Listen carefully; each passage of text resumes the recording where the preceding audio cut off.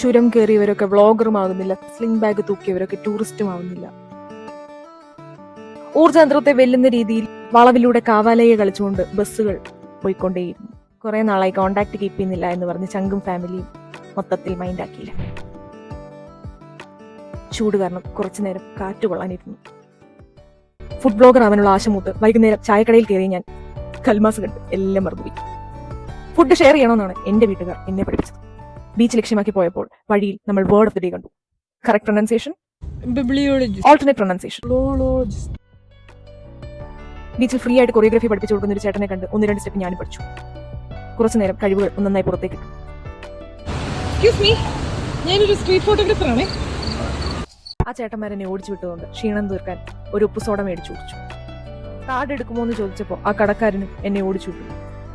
അപ്പോഴാണ് കേരളം ഉറ്റുനോക്കിയ ആളെ ഞാൻ കണ്ടത്.